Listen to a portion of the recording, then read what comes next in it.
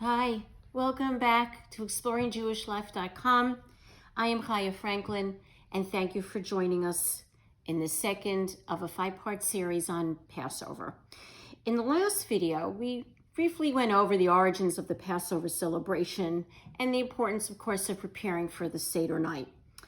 The themes of Passover are very varied, but one, of course, that you're going to hear and read about many times is the interface and the interflux between the concepts of slavery and freedom, and the challenges that we face on a personal level, on a society level, when we can mature out of a slave or a servitude mentality into one of really being free human beings.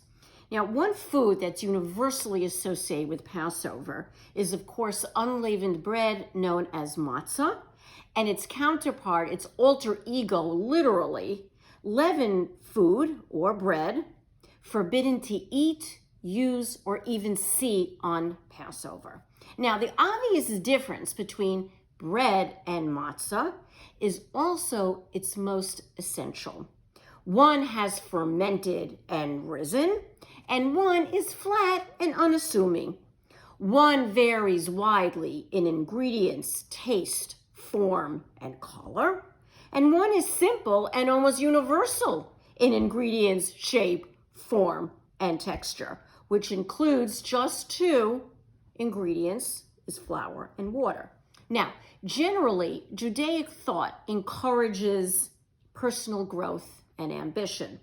However, the pitfall of achievement is an overrated pride in one's own accomplishments and an elitist type of smugness born out of arrogance.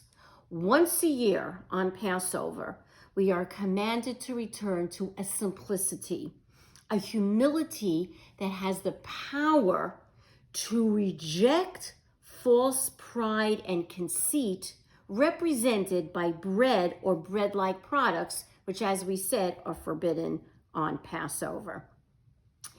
If you strip down even the most elaborate, soft, and delicious bread down to its core elements, it is just flour and water. The difference is inflated by 60% of empty space. Its great volume is an illusion and a deceit of its true spirit. In effect, it's only hot air, literally. Matzah, what is it?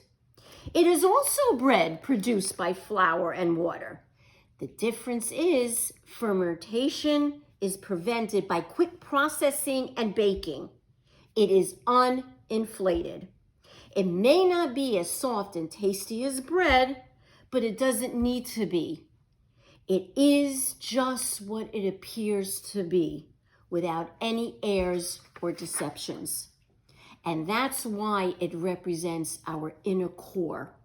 It represents our soul and an honest acceptance of who we are essentially, without all the extras and the extraneous additions. Matzah is the ultimate food of inclusion, because on this night, to be the people that God expects us to be, we must look beyond our differences and celebrate not that which makes us unique, but what makes us the same. On this night, we unite under a common banner of nationhood and see in each other the common soul that binds us and unites us and makes us one. The paradox of matzah is, although historically it represents our years of slavery and hardship and oppression, it also represents freedom. Is this a truth, perhaps, for us to know that freedom must be earned and never taken for granted, and is often forged exactly out of a crucible of suffering? Freedom that we can appreciate after all the illusions and the disappointments have been experienced. How often do we associate freedom with wealth? Can it be said then then it not determines how much you have that makes you free, but what you do with what you have. As Rabbi Apostolf so succinctly observes, that if wealth is a means to acquire a vast collection of self-indulgent toys, then each new acquisition becomes another set of designer handcuffs. Matzahs, although not subject to the forces of decay that attack bread, paradoxically is extremely fragile and easily crushed. A nod to our strength, and yet a recognition of our frailty.